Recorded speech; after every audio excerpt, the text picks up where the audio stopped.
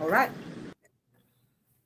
So who can give us a summary of what we started doing? When was it? Tuesday. Today is Thursday, right? Where were we as our last Tuesday?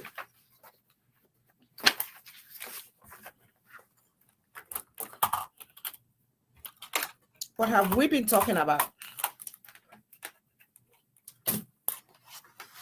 From what I can recall, Tuesday we talked a good bit about production, what all that entails as far as supplying and producing like things like apples and such. And yeah, that's what I remember. Any other?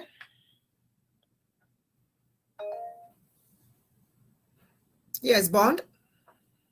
We talked about how agribusiness, agriculture in general has evolved over the years since we first started doing agriculture to now. Great. So how were we getting food before the involvement? We were trading a lot. Trading? How did we trade? We trade with spices. We trade with all other resources. Yeah, all other resources. So you're talking about the products, but how did we do that? I think we discussed the how. Yes, Kennedy? Are you talking about the bartering system? Yes, that's how we trade. We didn't trade with money, right? Right. So money by itself wasn't how we used to trade. So that is part of the involvement. So that is where we are heading with concerning the food supply chain. We are looking at two key things over here. How food gets to us. So we are assessing the chain by itself. So the entire discussion that we'll have today will be more on the food supply chain. We will delve into it and get to understand exactly how our food gets to us and what are some of the challenges that we face and the good things that are the food supply system. Yeah, can anyone hear me? I guess that's the question I saw. Yes, ma'am. I saw, yeah. So if you can't hear me, then I think the problem is coming from your end. Whoever asked that question. If you cannot hear me, the problem is coming from your end. So please work at your end. So we want to talk about, or maybe I'm not loud enough. I don't know. That's why I asked that question earlier. So we talk about the food supply chain, first looking into inputs. Remember we talked about apple. Somebody reminded us that indeed we were talking about apple production. So we needed some inputs to be able to produce the apple. And what are some of the inputs that we discussed?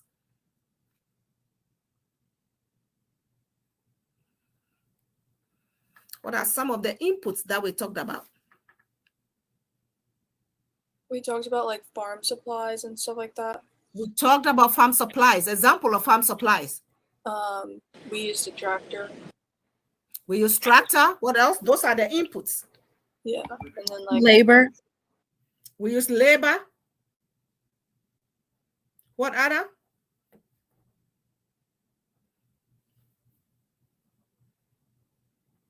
What other? Someone mentioned tractor, so that is equipment. We use labor. What other thing do we use in producing apple? Just a simple example. Land. Land. We can never produce without using land. It is in recent times that we are able to do other type of greenhouse production, but that enough cannot feed us. So we need land. So today our focus is, as I said earlier on, is more on the food supply chain. And whoever is producing that for us, we begin with the farmer.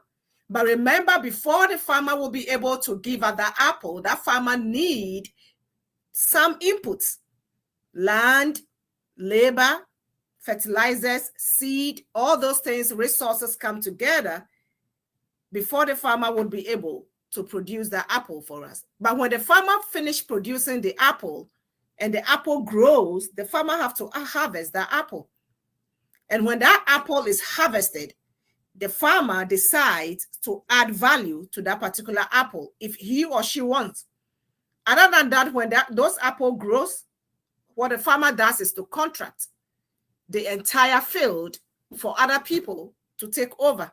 So we have people we call the middlemen or contractors that helps push the food or the harvested apple from the field or from the farm.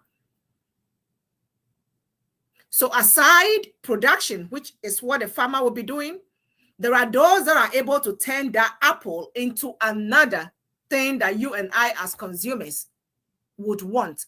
So what do you think? What do you think we can, how do you think we can process apple?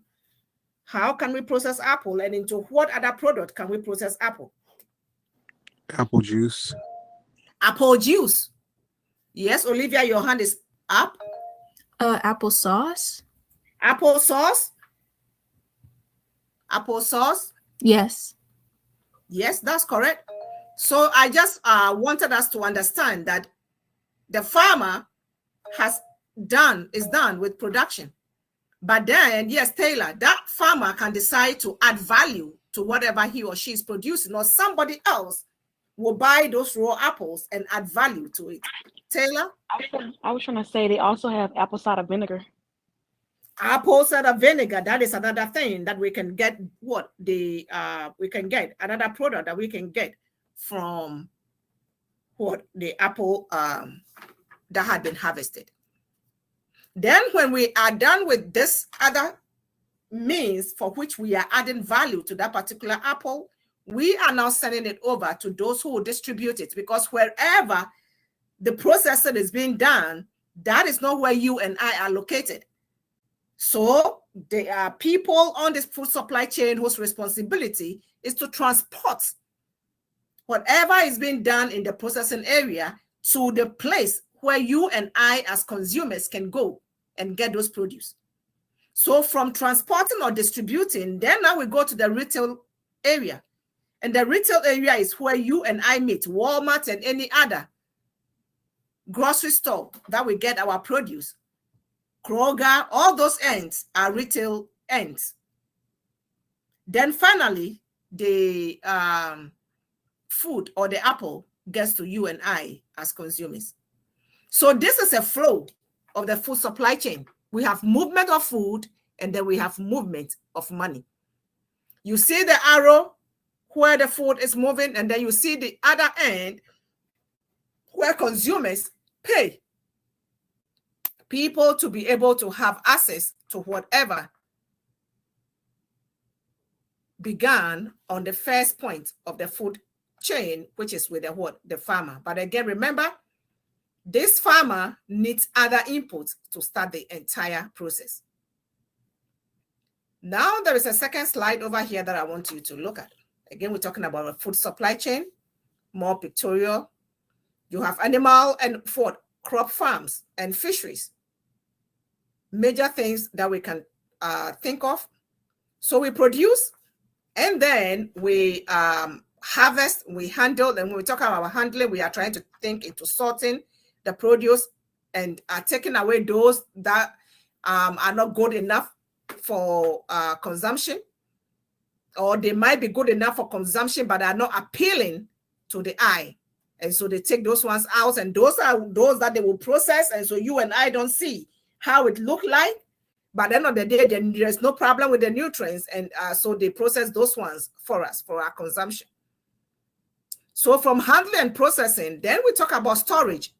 We can talk about cold houses where those process and storage facilities are. And cold homes and cold houses, are very important, because when you process things, you need to be able to cool them. You need to be able to chill them. You need to be able to ensure that they do not go bad and they are safe for our consumption. Then from that place, we come to the transportation and distribution, which you can see over there. However, the food will be transported to get to you and I. Then you have the retail end where you have your market centers. It could be the farmers market. It could be any other ways by which we are able to go in over there and trade with whoever is selling. If it is the farmers market, then you should know that you are going to meet the actual farmer. And you should, again, know that you are receiving a particular food or a particular produce from the community in which you live in. It has not traveled so far to where you are. Then the food gets to you and I as consumers to enjoy. So anywhere you heard about here about the food supply chain, technically, these are the basic things that are being done. But you have actors. You have people on this chain that are moving every item from one end to the other. I want to introduce this discussion for today with this food supply chain before we get into our textbook on exactly what we need to be discussing today. So now let me stop this. Any question here? Any question on this? And please, for your information, this class starts at 5 o'clock. We have a lot in our textbook to discuss, so come to class on time. The class starts at 5 o'clock. I have been watching those that are coming to class late. Don't think I don't look at it. I look at it. Any question, please?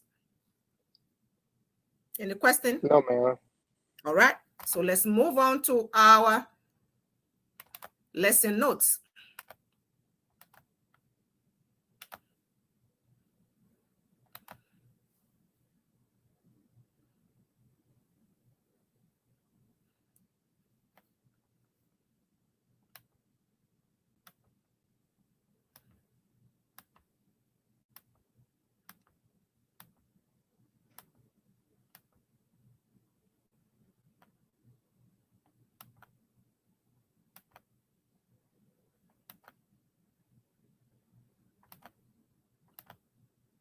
All right, so here are we, agricultural supply chain. So we are terming it the agricultural supply chain because when you look on the food supply chain from the beginning, we didn't discuss the input supply sector. We were just looking at the time when the food is being produced and ready for our consumption. But when we talk about the agricultural supply chain, we are adding every activity from the beginning to the end. So now we are classifying the input supply sector as the first point on the agricultural supply chain. Understand the two differences: food supply chain, agricultural supply chain. Any question on that? Does anyone need any clarification on that?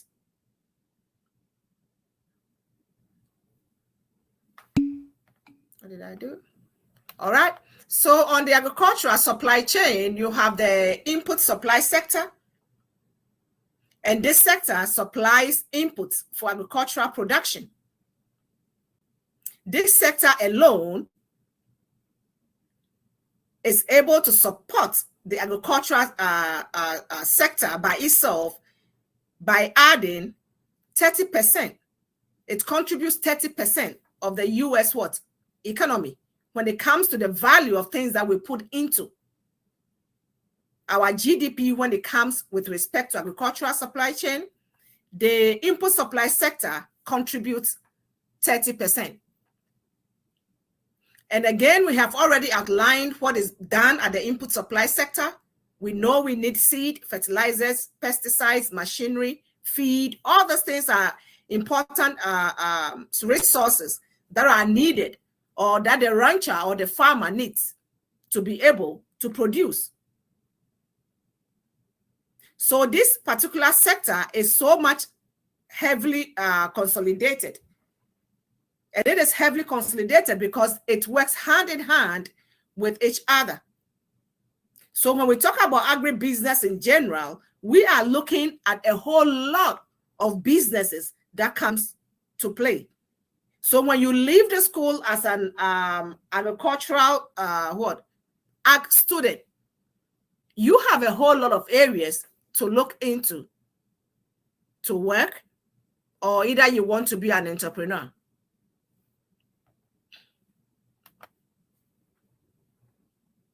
So when we are thinking about the agricultural, the input supply sector, we need to be able to think through what are the inputs that we need. What are some of the inputs that are required significant inputs that we cannot do away with when we are talking about food production.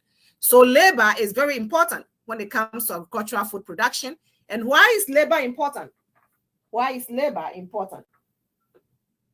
Why are we placing so much significance on labor?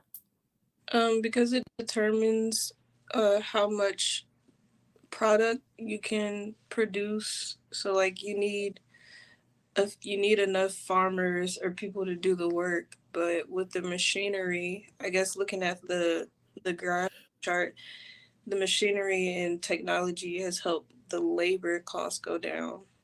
Exactly. So we have been able to advance. When you look at the involvement, in the past we use a lot of labor.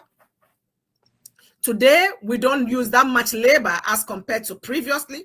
But at the end of the day, there are some field production that you cannot do. You cannot do without labor. For instance, if you need people to harvest some particular sensitive or soft produce, like strawberries, like tomatoes and other things, those farmers want people to be able to harvest those crops for them, or those fruits or vegetables for them, other than using what? Machinery. So again, in as much as we have developed as an economy, using a whole lot of technology to help us to do vast things, there are some areas in production that you still need labor to assist. We need capital because we should be able to get or buy whatever we need in order to be able to produce. We need the capital, the financing, which is very significant. We need the land. We need our equipment. We need our fertilizers. So all those things are needed in order for us to be able to engage in production. However, when you look on this graph, you see that there are some of the inputs or these resources that are changing by year. There are others that had been stable. There are others that are decreasing, and there are others that are increasing. So when you look on this graph, how do you understand? What do you see?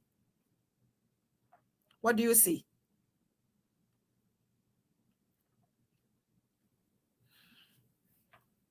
See, I want this class to be very interactive. So those that are not talking, yes, Smith. Miss Smith? I think it's the land line that I'm looking at, but it seems like over time that the amount of land available has decreased. Land available has decreased. Which color are you are referring to as land? The red dashed line. The red dashed one is capital. Oh. Is that it? No, the line below that one. Oh, okay. Okay, I see that one. Any other? Any other? And why do you think, Miss Smith, before Sen you come in, Miss Smith, why do you think the land is decreasing? Probably, and we'll come to that very soon. Why do you think the land is decreasing? Because people there's more people populating the earth, so we have to find places to live. So it's eating up the available agricultural land. Yeah, the agricultural land, with respect to where we produce, might be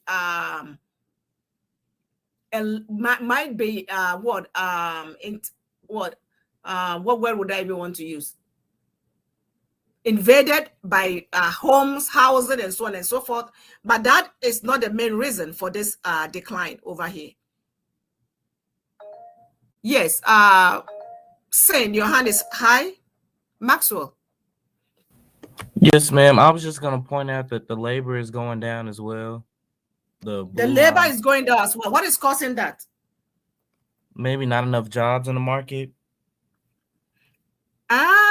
No, that is not the reason. Anyone can come in with that. Are people not working? We just mentioned that. Yes. Somebody was talking. Elizabeth.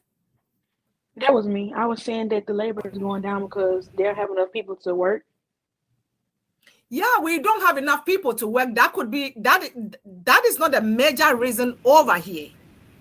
We don't have enough people to work. That is true, but that is not the answer to this particular graph. Any other person can try? I'm Elizabeth, and I said technology was the reason. Technology is the key thing. Technology is a key thing, and that is a great answer from Elizabeth. Technology is a very high thing. So in as much as we have some part of production that we cannot do away with labor, on the average, labor usage is decreasing because we have technology to assist or to replace labor. Does it make sense? Does that make sense? Yes, ma'am. Yes, ma'am. All right. So, Hamid, your hand is raised.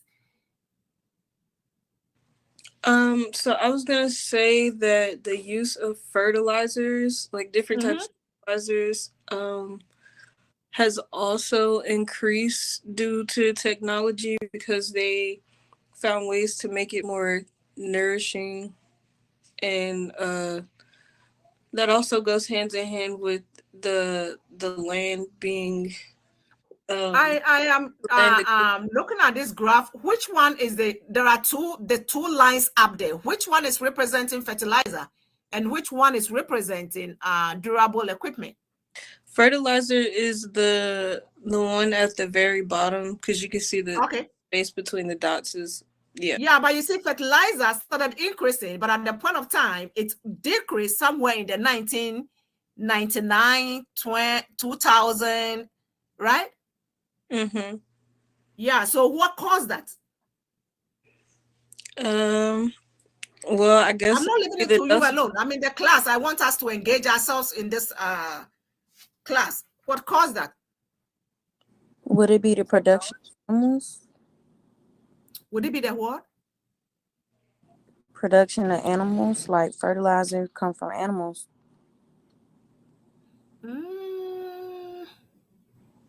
Not necessarily. You can Would have it a be point there, people though. being If you more give me the answer aware in of an what they're exam, I will not mark you wrong. But on this particular thing, that is not the reason. Yes, I heard someone talking. Yes, that was me. Oh, I was just saying that as I noticed the durable equipment increasing. Jania, can you let Hill? I'm sorry? Can you let Hill talk? Hill was saying something.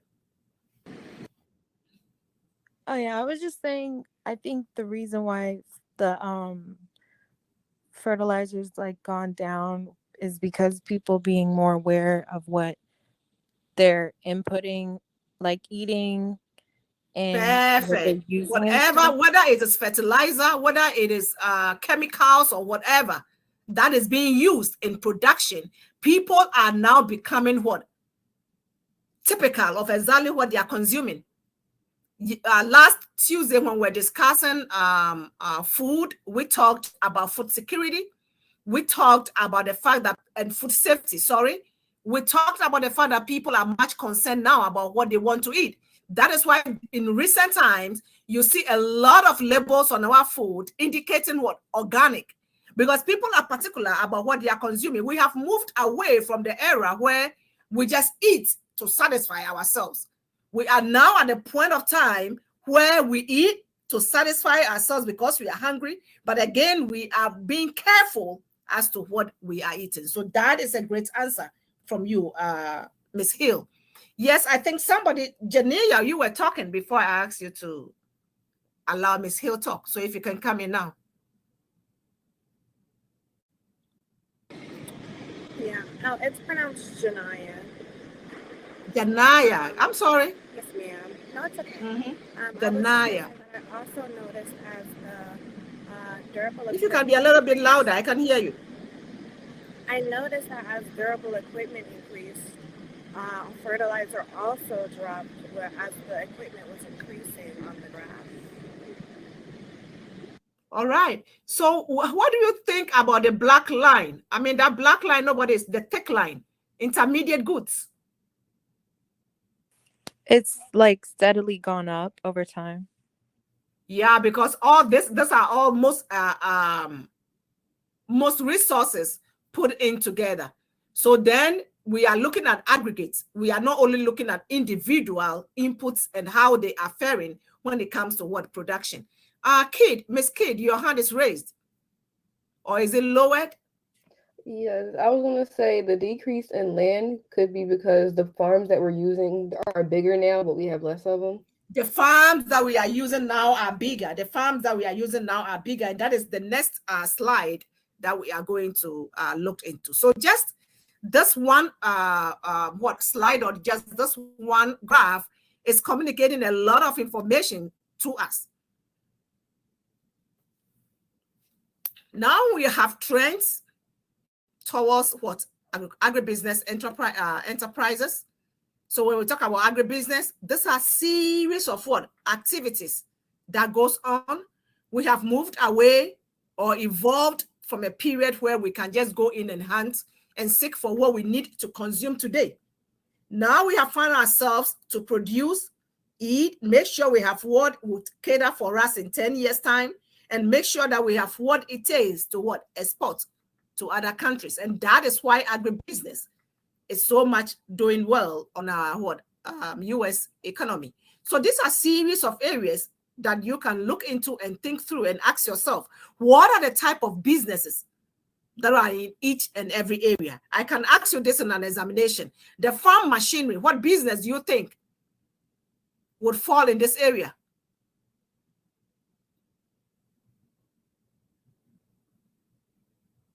Hello?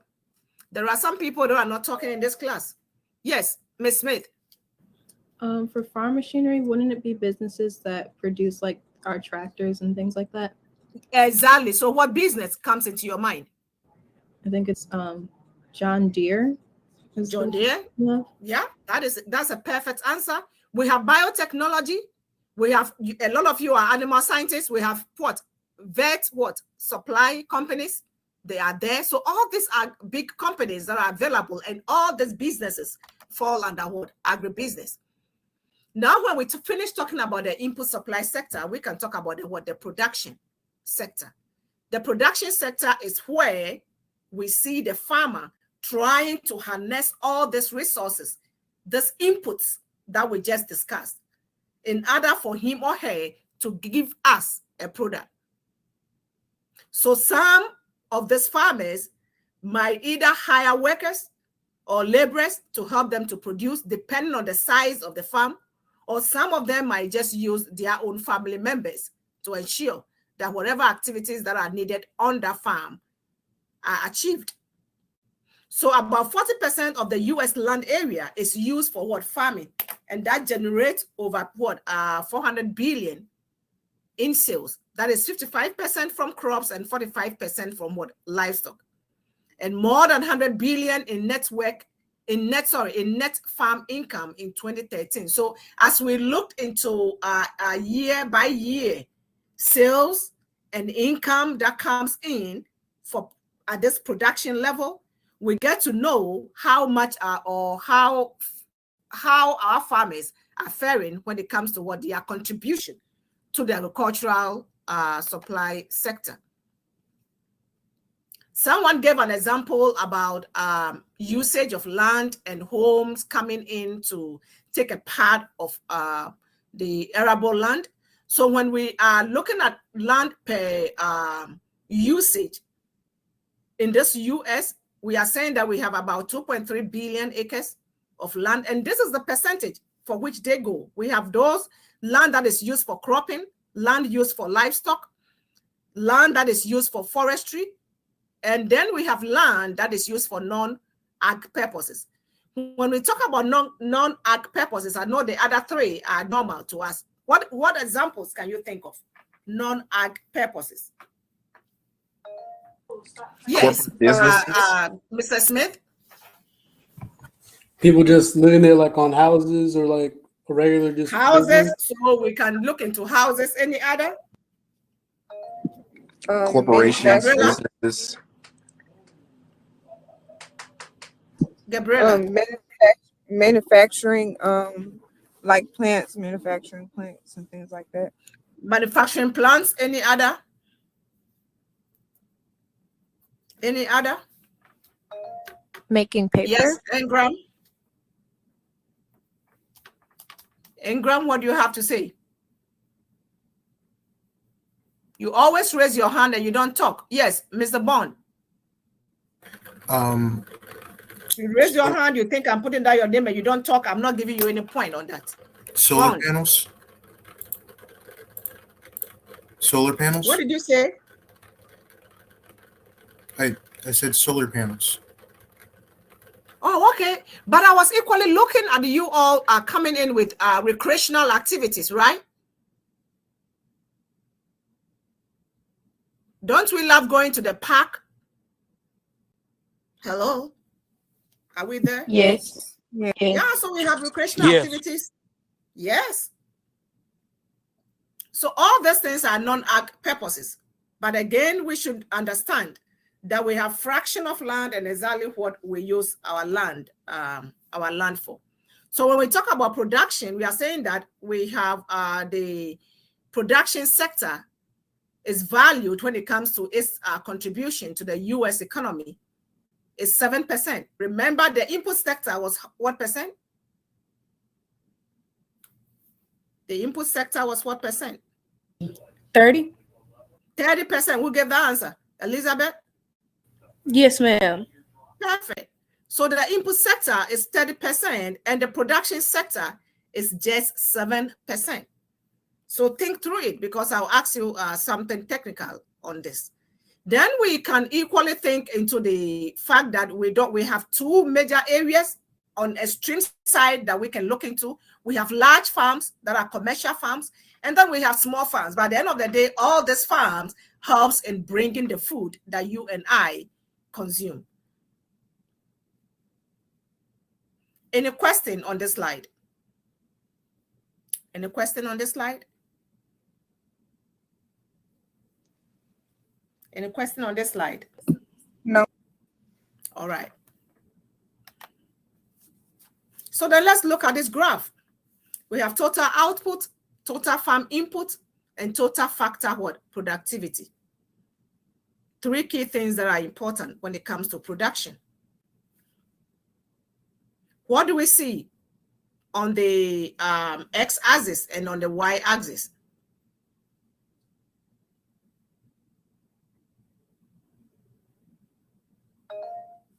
Yes, Alexandra Kennedy. Do I have the name here? On the x-axis, we see timeline basically over the years, and then on the y-axis, we see basically like, I'm assuming some kind of unit of our output and input. Unit of output. So we have the unit of output, and then we have, sure, more, you're fine. We have the unit of output, and then we have the years, timeline as the years go by. What do you see on this particular graph? When you look on this graph, what is catchy on it? Yes, Hamid? So your unit of input is actually decreasing by a lot, but your output and productivity is increasing. So your output is increasing, but why do you say your unit of input is decreasing?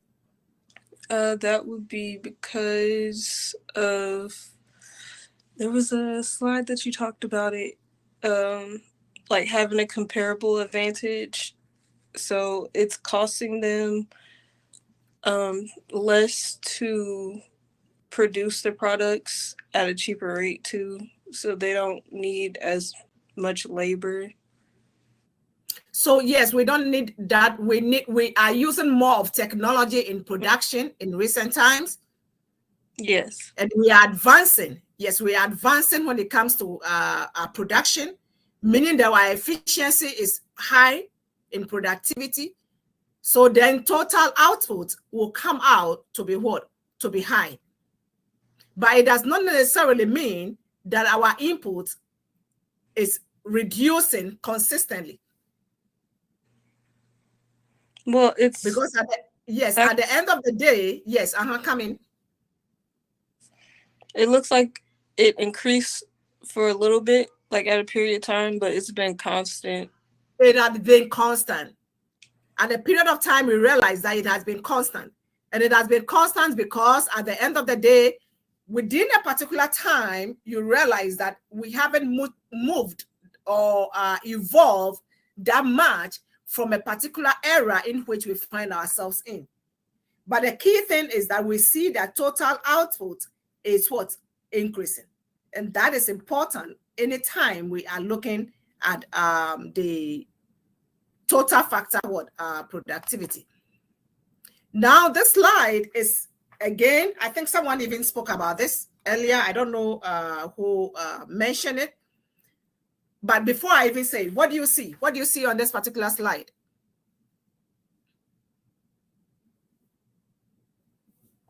The number of farms and the average farm size, and the difference between them. Okay, so how do you explain that? Yes, Sen. Oh, I was gonna say that the number of farms is decreasing, but the farm size is increasing, so it's more larger farms, but less farms in general. Thank you. We have more larger farms in recent times as the years go by. Timeline.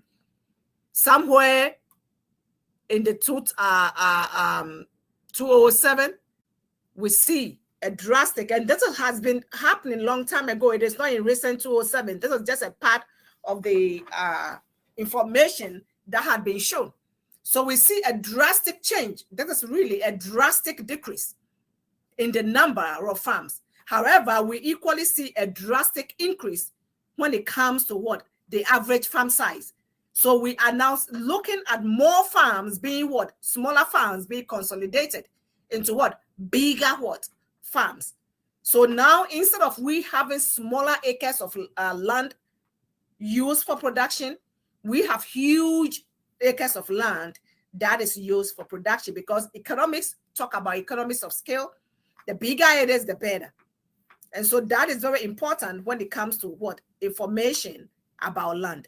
But whether that is helping us as a people, and for those who don't have the means of cultivating and only have to rely on their little land but do not have it any longer, whether that is all right as a people, that is something else that needs to be what? Discussed. Any question on this? Any question? Any question? No, ma'am. All right, so we can move on to look into the next slide. And again, it is a deeper means of explaining what St. Just Maxwell, is it Maxwell, just talked about. We have bigger farms now, but their number is smaller. And so when you look on the far extreme left of this image, you see 54.5% representing farms. But these farms are small farms, because when you look at the base over there, you see the sales that comes in. It's ranging between 1,000 and what? Averagely 10,000. And that alone is 54%, almost 0.5% of the farms that we have. Again, the red bar is indicating the number of farms, which is very high. And the orange or the yellow bar is indicating just what? The land that are in this what? Farms. Then we can look at the extreme end, whereby you see sales or dollars that are coming in beginning from 100,000 and above. However, when you look on the red indicator, it is 15.9%, which is about 16% of land, the percent of land in this huge area. So it comes back into telling us that in as much as we are being efficient, but the efficiency and the wealth is going to some particular end as compared to the other side of the world, the aisle. Any question on this or any discussion? Any question? No, ma'am. All right. Is it understood? Yes, ma'am. All right. So again, remember, I brought in the slide of initially to talk about the food supply chain. We began from what? Production, which is where we have the farmer, and then we are moving on. So we have the input supply sector, we have the production sector, and then we have the processing and distribution sector. And we are saying that this sector is the largest contributor to ag value, adding to the US economy 3%. So production is 7%,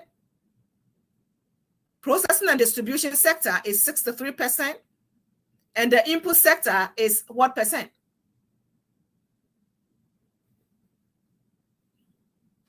30%. So when we put all together, then we have our 100. So a lot of businesses are in this area, processing and distribution. We have lesser areas in lesser activity happening in the production area. The lesser number of businesses in that area. Remember, we discussed about how the smaller farms have all been consolidated into bigger ones. Then we have another area that has to do with the input sector that is also giving more to the US economy. And this is coming up. This production area, the processing and distribution area is being highlighted, and it is doing well in the US economy because of three key things: food safety, quality of food, and convenience of food. Today, you and I can sit in our homes and we can order for what? What are the things we sit in our home for convenience and order for?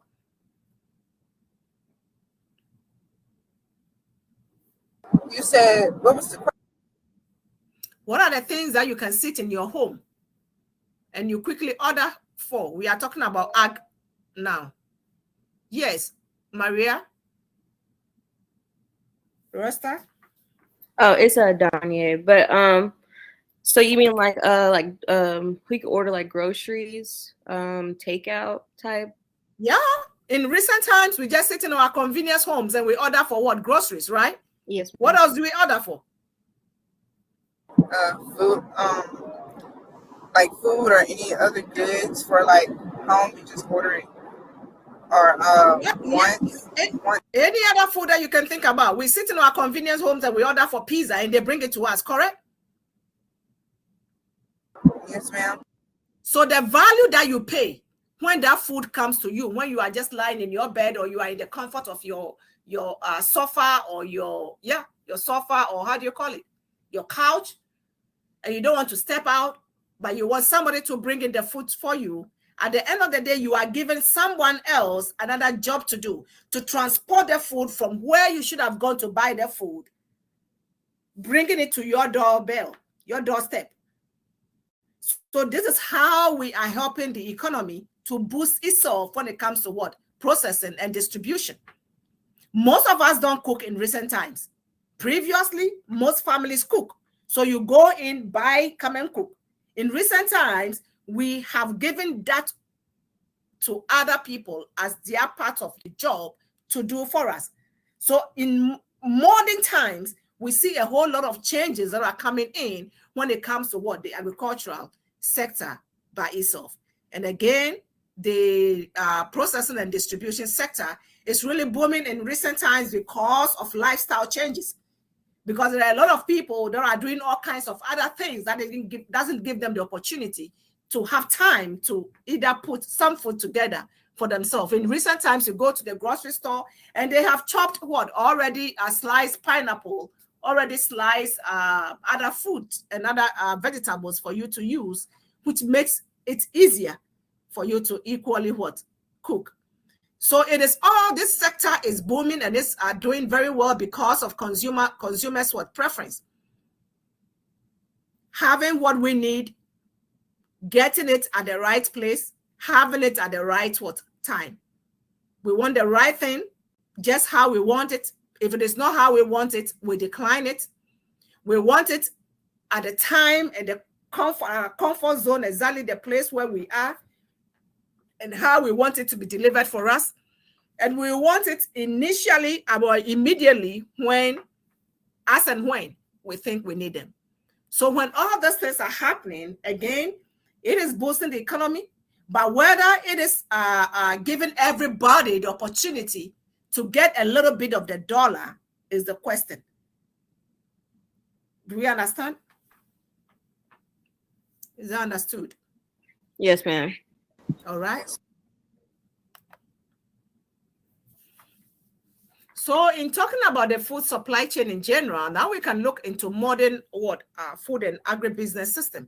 There are emerging trends and challenges that are coming in. The first one we can talk about is globalization. The first we can talk about is globalization. When we talk about globalization, I know this is a word there is no one on this space that will say, I have not heard about it. So when we talk about globalization, I expect that each and every one of us would have known what we mean by globalization. So for those that have not spoken, Anaya Jones, what do we mean by globalization? Anaya Jones. When we are talking about globalization, what do we mean? Yes, Ms. Jones. If I call you and I don't hear from you, suppose you are not in class.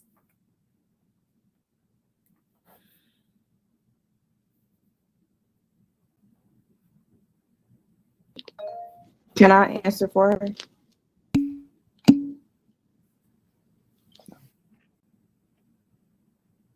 Yeah, Gabriela. I was gonna say, like, an example of it is how America has influence in other countries and how they do like business or make like treaties or agreements with other countries or export and import like food businesses with other countries. You are right. So you have highlighted key things: import, export. When we talk about globalization, we cannot do away with importation. Neither can we do away with exportation. But remember, I mentioned it in this class. I don't know if it is here or my other class, that as much as possible, when we are looking at our GDP and how we are faring as a nation, our export must always be what? Your export must always be what? Import. It must always be more than your import. And why so? Because we want to be making more money than what we're losing. So yeah, we don't want to run at a deficit. So at the end of the day, we want to ensure that we do more when it comes to exporting. And again, it is significant for us to realize that when we are talking about globalization, then our borders have to be what? Open. There are no barriers when it comes to your border. You are ready to take in and you are ready to take what? Out. So we are saying that is a process by which businesses or other organizations develop international influence or start operating on an international scale. You are operating on an international scale. What kind of business or what particular businesses do we think are American businesses, but we can equally see them or we can feel their presence on a different continent or in a different country? Yes, Maxwell? McDonald's or like any fast food restaurant. McDonald's is almost everywhere. McDonald's as a fast food is almost everywhere. So that is a big example when we are talking about globalization. Whether globalization is helping some countries or helping some parts of the world, that is another thing for us to think about or talk about. But in one way or the other, it has equally helped some people to be able not only to think about producing, or farmers, not only to think about producing food for this very economy, but to think beyond that. When US people, consumers, are not able to finish consuming whatever I produce, where else can I take them? Globalization is the growing integration of economies and societies around the world. It has, through globalization, today we said the world is what? A global village. Because you can find yourself somewhere else and be working for a particular company in a different continent. And that is possible. And it is possible based on the use of technology. We are saying that trade barriers are measures that governments introduce to make imported goods or services less competitive than locally produced goods and services. How do you understand this? Trade barriers. We are saying that for globalization to happen, we are not putting that much restriction when it comes to what? Importation of goods. But however, no matter what it is, some fraction of your borders have to be what? Monitored. It has to be restricted. That is why I put in this information. But how do you understand it? Yes, Besama, how do you pronounce your first name? Or Hamid? Bismillah. Bismillah. Okay, Bismillah. Well, the earliest form of like that or borders, well, you said borders, not barriers, but I don't know. I was thinking of like the Embargo Act. The what act? The Embargo Act. That's like the early form I could think of. That is very important. Excuse me. That is very important because you have to, in as much as we are saying that your borders or your there are no barriers to your borders, you equally want to ensure that you are supporting your small businesses. Other than that, if you are just receiving everything into your economy, there is the likelihood that you will collapse your businesses in your country. So we are encouraging trade, or worldwide trade is being encouraged. But at the end of the day, there is what? Some limit or some form of restriction to how wide you want your borders to be what? Open. Does it make sense? Yes. Any question? Any question on this slide? No, ma'am.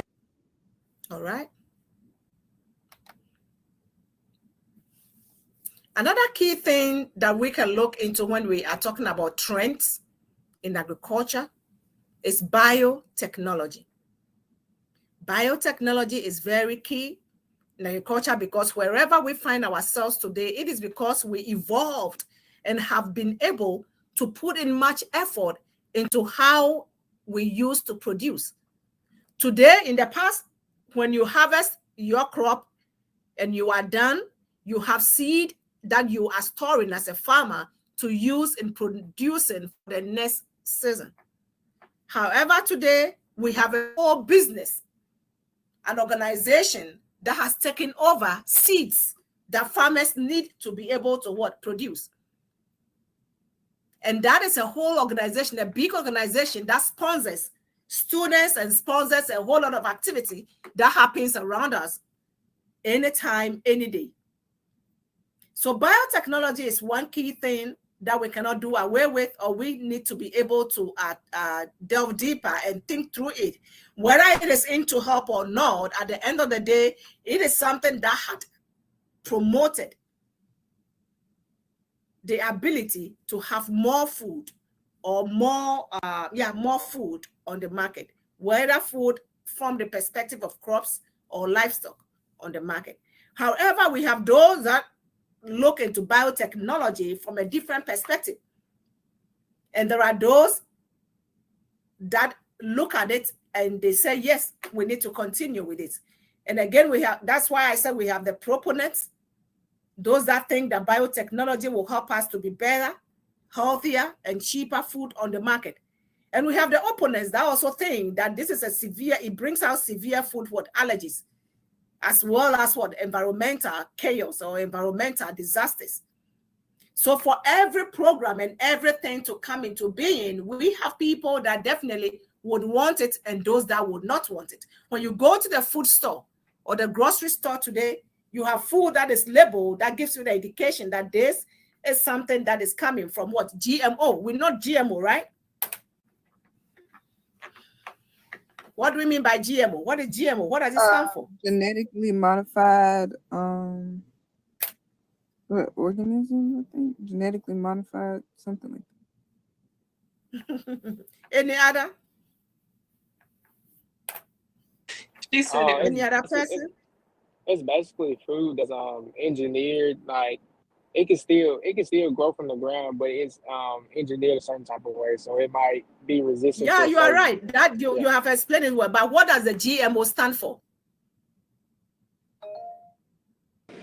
Yes, Smith. Smith. Smith. Genetically modified organism? Okay. So sometimes when you hear things, you need to be able, because this GMO, we have heard it severally, you need to be able to look into it and understand exactly what they are talking about. But anything that is in connection to GMO has a biotechnology aspect of it. So it is very important for us to know exactly what we are consuming, whether that is what we want to consume or not.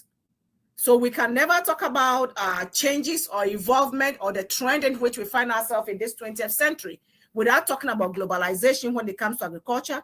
We cannot look at our side and say we will not talk about biotechnology, because those are the means by which we are able to produce food in abundance. And also, as the proponents will say, it is by producing cheaper food. The next thing that we can equally look into is technology.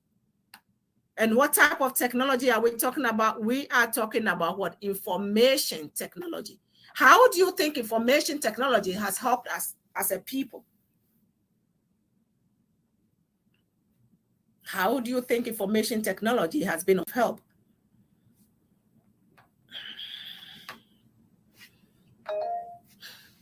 Yes. So the information technology is basically like, I guess an example would be the databases and use just to store the information and calculations and like keep track of how much product or anything that you have to produce something. So the information technology is helping us. As you said, the database is giving us much. Today they said big data. Have you been hearing that? Big data in agriculture. So as you said, it helps us to be able to track, to get to know, as I'm producing, how much of seeds would I need to produce on 20 acres of land? And when I'm done producing on 20 acres of land, how much or how many produce would I get? What would be my output? So I need information to give me the input that I need. And then when I'm done with the inputs, the information, the data would equally be able, or this process information technology will equally help us to be able to derive how much we should have received when it comes to output. But key thing that is significant for us over here is that at the end of the day, whatever food is produced from, let's say we are producing apple. Apple comes from series of farms. But if you are producing apple from farm A and your apple is coming to Kroger, and I'm producing apple from farm B and my apple is also coming to Kroger, if we are all producing the same type of apple because we all bought that same type of seed from the big organization, I'll give you an assignment on it, so I'm not mentioning it. From that big organization, likelihood is that our apple will look similar. Likelihood is, as a consumer, when I go to the store or to the grocery store or to the Kroger, I will not be able to differentiate between your apple and the other apple that is coming from my farm. And the reason is simple. Because we are using the same type of seed, we might be using the different soil or a different climatic condition, which might bring out a little bit of differences. But that will not be so much of a difference. Now, the thing is, if I go to the store and I pick these two apples, tendency is that I might not be able to know which one is coming from farm A and which one is coming from farm B. But there is one thing that will help us to know, and that is labeling. That is why in recent times, for every produce that you see on the market, it is labeled, indicating exactly where that produce is coming from. Some time ago, I bought onions from Costco. I had done consuming those onions. In about a month, I received a notification indicating that there are some series of problems that is traced to a particular farm where those onions came from. Meaning that as a consumer, I might have bought onions from that farm, but whether the problem is part of my package of onion or not, I'm being alerted that if I have any issue, then I have to, report or bring back that particular good for myself to be compensated. So today, when you are producing, We are using a whole chunk of what? Information. We need to be able to track to the source where the food is coming from, and we need to be able to track to the consumer who got it. The question you ask yourself is, how were they able to tell that I bought AYZ at this particular time when that particular produce was on the what? On the store. It is about what? Information technology. That is database, as who gave that example, as she said earlier on. So it is of importance for us to understand that we have really come very far as compared to how we used to produce in the past. We have what we call e-agriculture today. And again, that is linked up to ideas, it's linked up to information, and so on and so forth. Retailers will try to ask you questions about whatever you are buying, how you want it to be, how best do you think they can deliver the thing to you, how best can they be able to satisfy you as a consumer. All those things are means by which what data is collected. But beyond this level, we have what we equally call the precision agriculture or precision farming. And this is a bigger efficiency means by which crops are produced, which equally leads to what? Higher level high yield. So we cannot talk about precision agriculture or precision farming without mentioning GIS and GPS. What is GIS? What is GIS? Geographical Information System. And then the PS. What is GPS? Global Positioning System. Okay, so we have all these things that are tools that are helping us to be able to maintain or to be able to derive exactly what we need as a people in order for us to be able to reach that kind of quality and yield that we want to attain. The fourth thing that we can think of is the demand for food safety. It is important for us to be able to know that we have come very far. As I said earlier on, it is not just about producing any kind of food or any type of food to consumers, but it is ensuring that whatever you are producing for the consumer is good enough for to satisfy, be it whether it is hunger or for the consumer to gain or get the best of nutrients in it.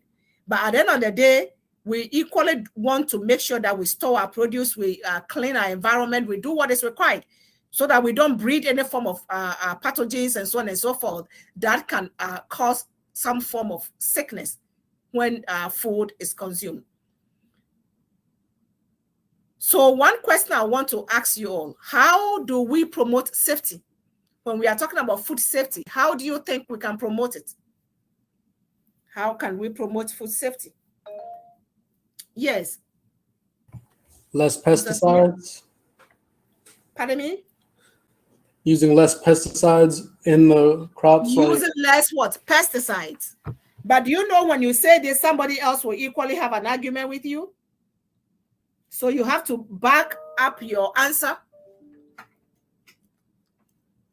So using pesticide, less pesticide, I agree to that, but somebody else will have a different means of arguing that up.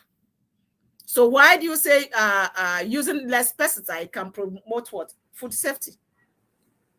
Because more pesticide could damage the food, and just because it's keeping the insects / pests away, that doesn't necessarily mean it's making the food safer for us. It's just making the food more toxic over time. Okay, so you know, I was talking to an entomologist, right? Who is an entomologist? Who is an entomologist?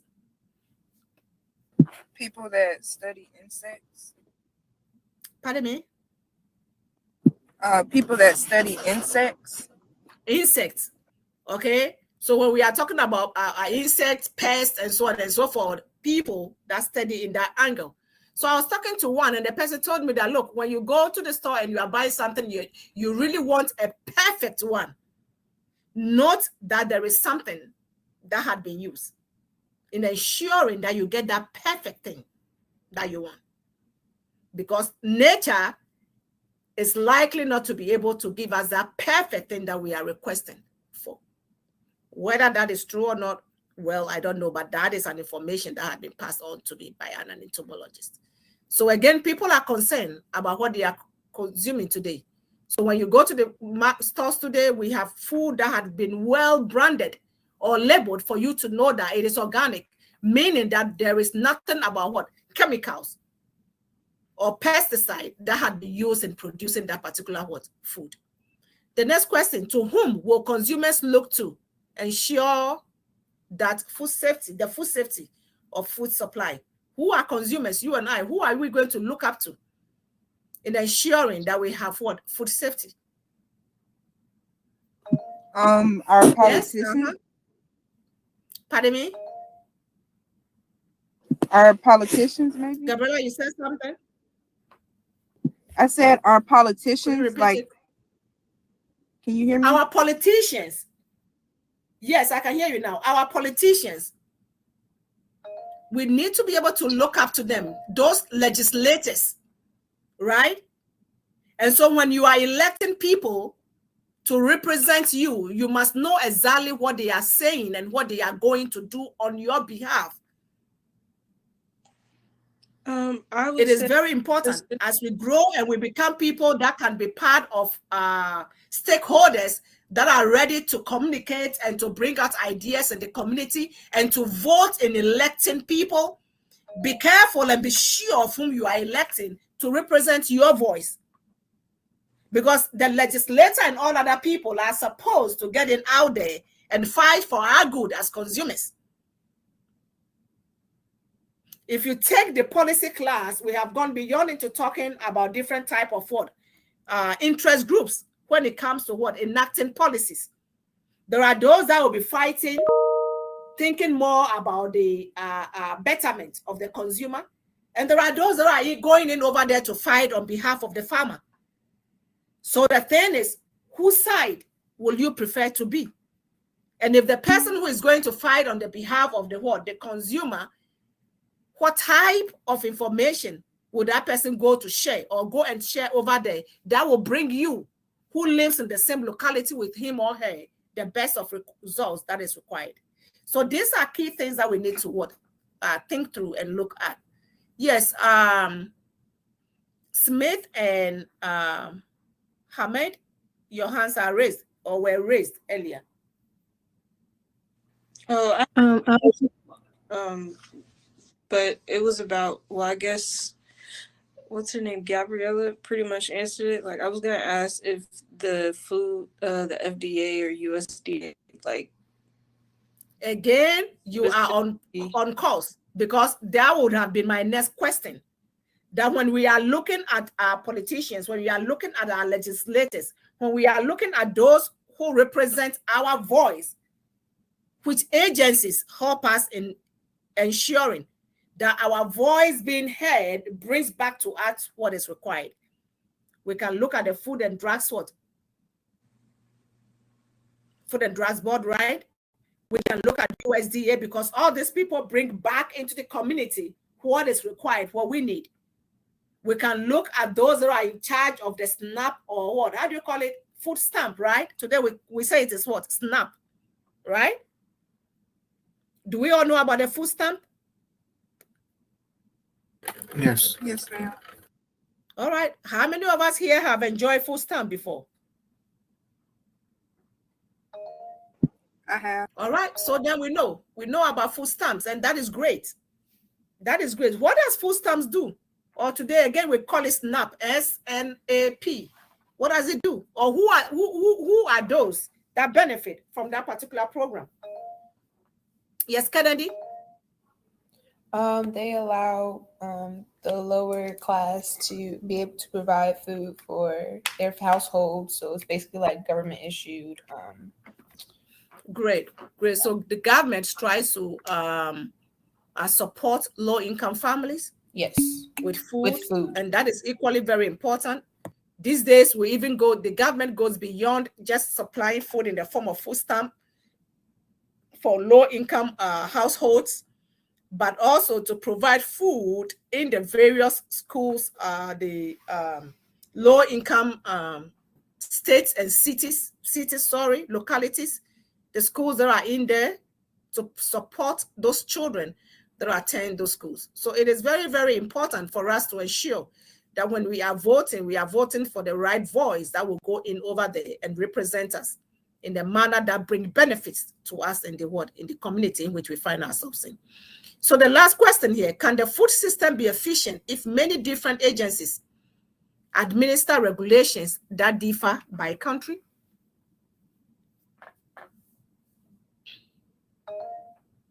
Yes, Smith?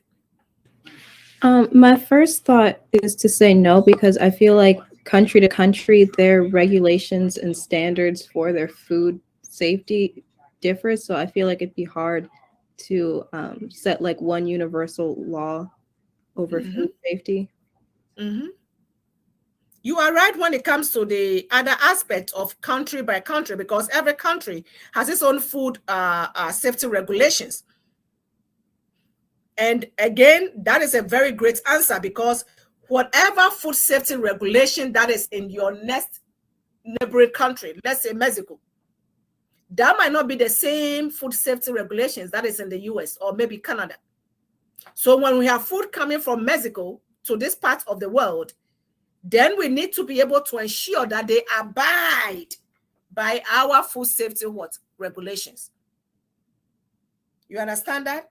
So all these things comes into play. It is not an easy task, but at the end of the day, the government has to ensure the food that comes in, whether they are imported food that are coming in to this part of the world, are safe enough for people to consume. Any questions on this slide? This slide is very important because it's talking more about the trends, those two slides we just mentioned earlier. So I have taken much more time over here to make sure that we get that information clearly. Any question? Any question? I think that's the end of the slides in general. So these pictures are over here. When you look at it, it is just the supply chain, giving you much more information about the supply chain. I know a lot of you have the opportunity to work in all other field areas. If you have more knowledgeable about what goes on the supply chain and you would want to share with the class, you are welcome at any time. But that is what I have for us for today. I don't know if anyone has any question. If you do not have any question, then we can end the class today, and I am done. I will post this